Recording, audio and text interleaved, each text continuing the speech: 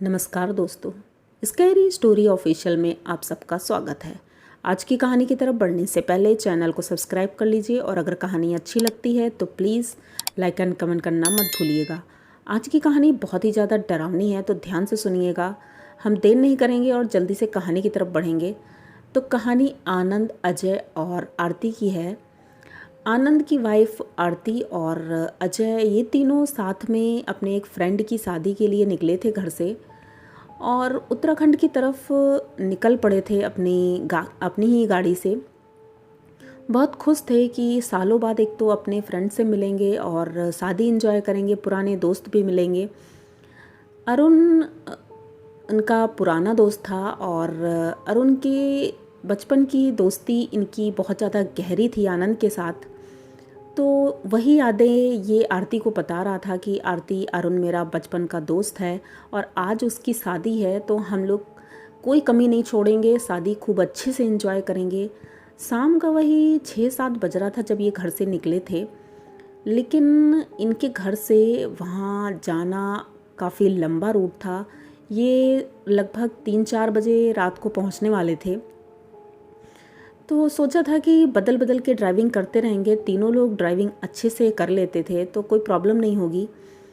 अब चल ही रहे थे तभी ये जब उत्तराखंड के अंदर पहुंचते हैं और पहाड़ी एरिया आता है गांव की तरफ, ये इतना घना अंधेरा और रोड लाइट वहाँ नहीं थी। ये बात बहुत सालों पुरानी है।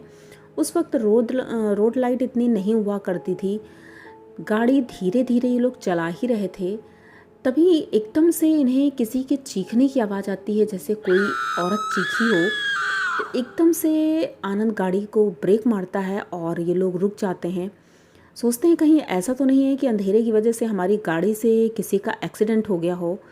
तो आरती थोड़ा बाहर झांक कर देखने लगती है तो आगे पीछे कोई भी नहीं था। अब ये लोग धीरे धीरे आगे चल ही रहे थे, तभी बीच रोड पर इन्हें कोई खड़ा हुआ दिखता है।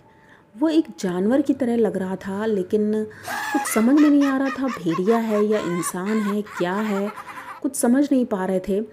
तो ये तीनों अब धीरे धीरे गाड़ी चला रहे थे और सोच रहे थे किनारे से निकाल लेंगे क्योंकि वो बहुत बड़ा था। लोग गाड़ी निकाल ही रहे थे, अचानक से वो गाड़ी के ठीक सामने आ जाता है और इनकी गाड़ी रुक जाती है। ये गाड़ी इतना स्टार्ट कर रहे थे इसको, लेकिन वो आगे बढ़ ही नहीं पा रही थी। पता नहीं उसके अंदर कितनी ताकत थी, इतना भयानक दिख रहा था। वो एक भेड़िया की तरह था या इंसान आधा भेड़िया, कुछ समझ नहीं आ रहा था। लेकिन आरती इतना समझ गई थी कि शायद अब हमें यहाँ से जिंदा बच निकलना मुश्किल होगा क्योंकि ये तो जानवर ही लग रहा है बिल्कुल। तो ये लोग गाड़ी के अंदर शीशा बंद करके बैठ जाते हैं। वो गाड़ी के चक्कर काट रहा था।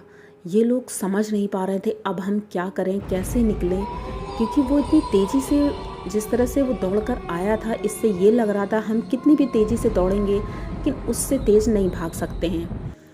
एक ही पल में वो अजय की तरफ वाली खिड़की तोड़ करके अजय को बाहर खींच लेता है। और ये लोग जब तक बाहर निकल के जाते जाते तब तक अजय के मांस के लोथड़े नोच नोच के वो जिस तरह से खा रहा था, उसे देख करके आरती और आनंद दोनों एकदम डर के मारे वो लोग चीखने लगते हैं। जैसे ही आरती चीखने लगती है तो वो जो नरभक्षी था वो आरती की तरफ देखता है और आरती की तरफ भागने की कोशिश करता है, लेकिन आरती तब तक छुप जाती है। वो अभी खा ही रहा था, वो उसे नोच नोच कर खा जाता है। ये बहुत ही ज़्यादा भयानक था। आरती एक पल तो बेहोश हो जाती है और उसे जब होश आता है तुरंत पूछती है कि अजय कहाँ है। तो आनंद बताता है कि अजय अब हमारे साथ नहीं है और उसे वो नरभक्षी खा गया है। तो अब ये दोनों कोशिश करते हैं कि हम किसी तरह यहाँ से भाग जाएं और बच जाएंगे।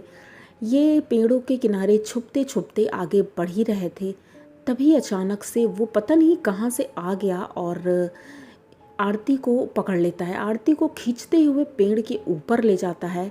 अब आनंद नीचे से चिल्ला रहा था, चीख रहा था, लेकिन उसका कोई असर नहीं हो रहा था उसके ऊपर। आनंद बहुत कोशिश करता है कि आरती को बचा ले, लेकिन वो नहीं बचा पाता है। थोड़ी देर बाद आरती का शरीर नीचे गिरता है और वो उसका गला अलग था। और ये देख करके आनंद बहुत डर जाता है। अब वो यहाँ से भागने की कोशिश करता है कि किसी से मदद लें। बहुत भागता है, भागते भागते वो थक जाता है और एक पेड़ के नीचे एक झोपड़ी बनी थी छोटी सी, तो उसी झोपड़ी में जाके छुप जाता है। तो वहाँ पर एक बूढ़ा आदमी लेटा हुआ था, तो उसको ये जगाता है और पूछता है, काका हमें बचा लो, हमें वो भेड़िया खा जाएगा, वो नरभक्षी भेड़िया है, वो हमें खा जाएगा। तो काका उठकर बैठते हैं, कहते हैं बेटा वो नरभक्षी नहीं है, वो कोई भेड़िया भी नहीं है, वो मानव भेड़िया है।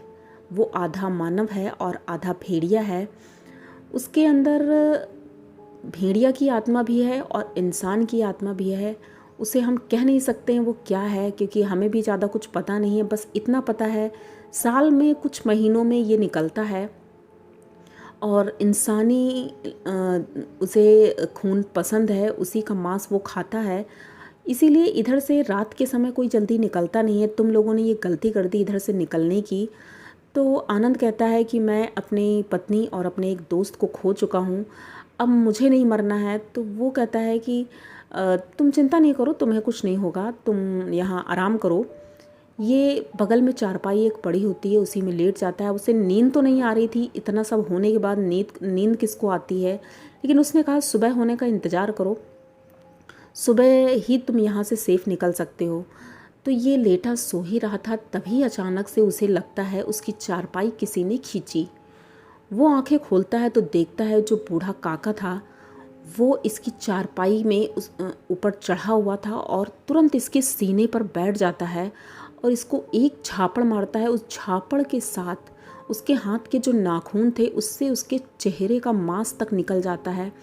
आनंद अब समझ चुका था कि अब वो बच नहीं सकता है। शायद ये वही नरभक्षी है जो भेष बदल के आया होगा या जो भी है, लेकिन ये भी वही है।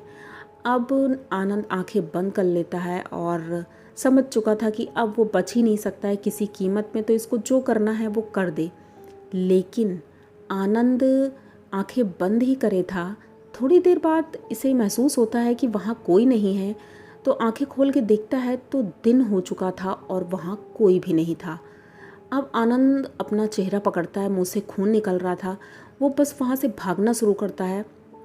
रोड पर आता है तो देखता है कि चहल पहल थी थोड़ी सी।